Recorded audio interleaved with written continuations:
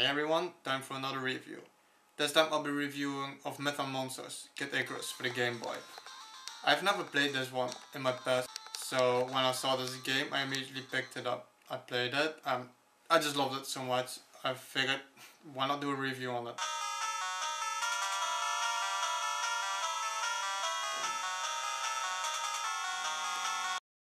The game was released in North America in November in 1991 and on May 21 in Europe in 1992, published and developed by Nintendo.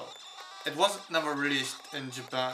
Once again, I don't do professional shit, I just don't care. The images that I'm showing you, the footage, is just my camera pointing at my Game Boy. If you're wondering why it's in color, it's not exactly in color. The Game Boy Advance SP have the habit of adding colored sprites, but usually it's like 1 or 2 layers to old Game Boy games. Graphic wise, it's amazing, I love it. If you look at these images of the booklet and you see the images on screen, they just resemble them. They really represent what they should represent. The game looks a little bit more upbeat than the NES version. Especially the music sounds a little bit happier, but the music changes in the levels, and especially in the dungeons, the music in the dungeons, I love it. It's amazing, it's eerie as shit.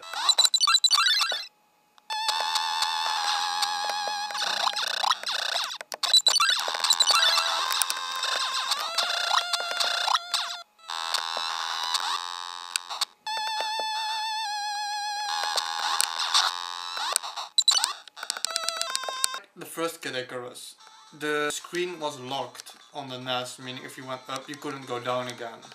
And here you are able to go down again, which I think it's pretty obvious. People complained about that aspect of the game, but it's a Game Boy, it's a tiny screen. You can't fit as much on it as on your TV screen.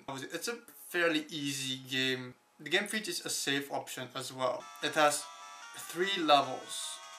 Each level consists of 4 stages, the 4th stage always being a dungeon. After those 3 levels, you get a 4th level, which is just 1 stage and then the ending boss of the game. I feel the game is too short for having a save option. The save option is really good and is nice, but you can sit through the game in basically an hour or 2 maybe. The levels are full of secrets.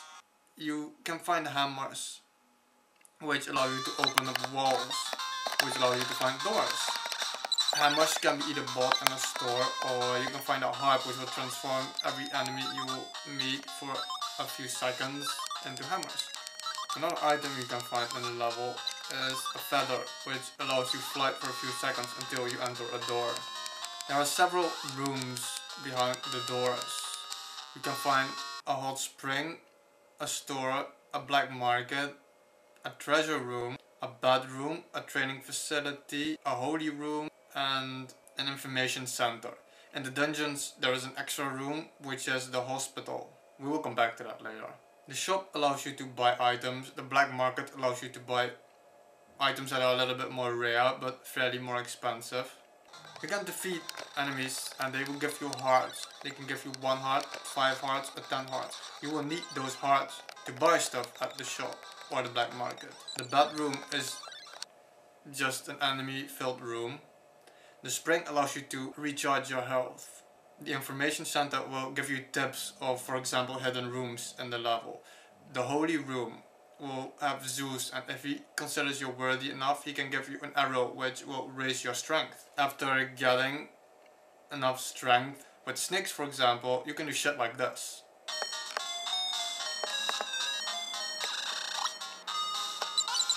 Now, the treasure room is a dirty little thing. You have pots, and they can give you hearts, mallets, or health. If you hit the wrong pot, you don't get any other chances of hitting the other treasures. Now, if you reach every pot until the last one, you will get a special item. You can get a credit card, which will help you in the black market, and a barrel. That barrel is going to become really important later in the game. If you do not have the barrel, the ending boss will be very hard to defeat. Then you have the training stages.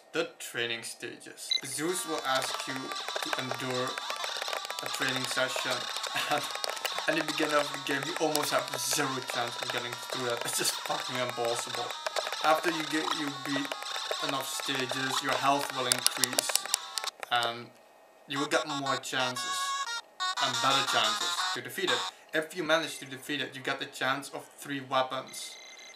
You have a flaming arrow, a longer bow, or like orbs flying around you, which will count as a shield. Every dungeon works a little bit like a Zelda dungeon. You can find 3 objects: a map, a crayon which shows you the rooms you have been in, and a torch which shows you your current location on the map. Every dungeon will then follow with a boss fight, and you're getting a chest.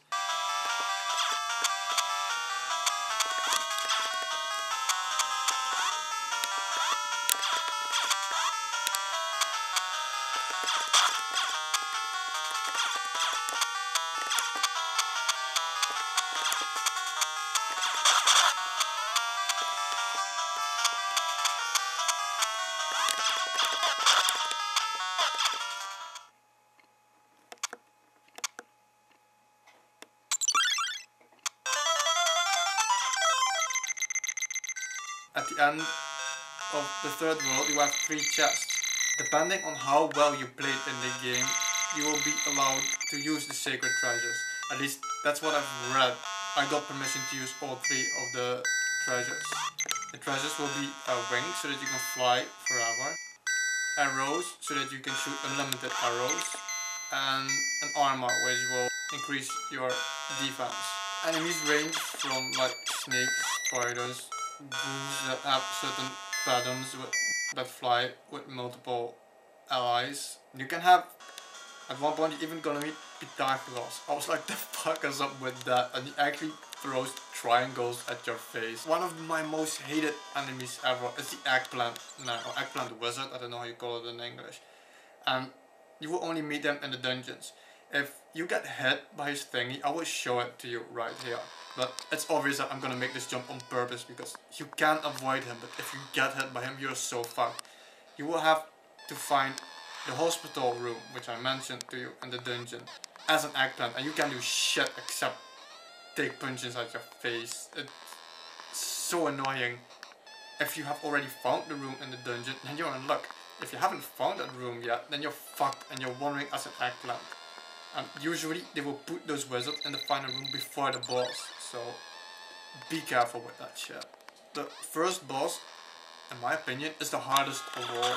The second and third boss are a lot easier. It's like they get easier the further you go. Even the final boss, I was like, yo, you know, this fight, it's cool, it's very easy. You fight it, you know, you do your thing, and then he disappears. And I was like, wait, so that's it? It was pretty easy. And then this shit happened.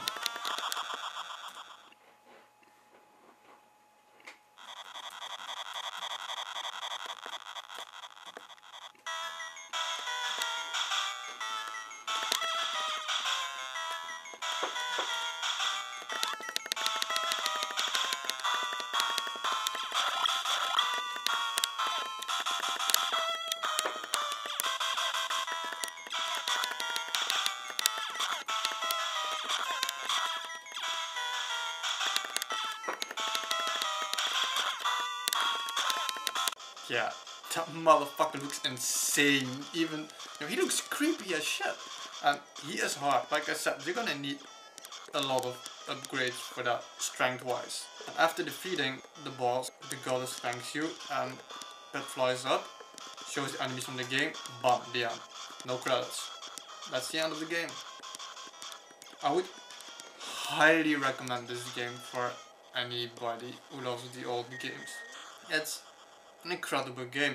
It's, like I said, the only real downside for me was not that it was too easy, because it gets pretty hard here and there, and they don't replenish your health after a level, so you really have to find health. You have to look for the hot springs. You have to defeat enemies so that your health gets replenished and that you get enough hearts to buy new health and stuff. But it's a pretty easy game. It could have been a little bit harder, but like I said, especially near the end, it gets pretty hard.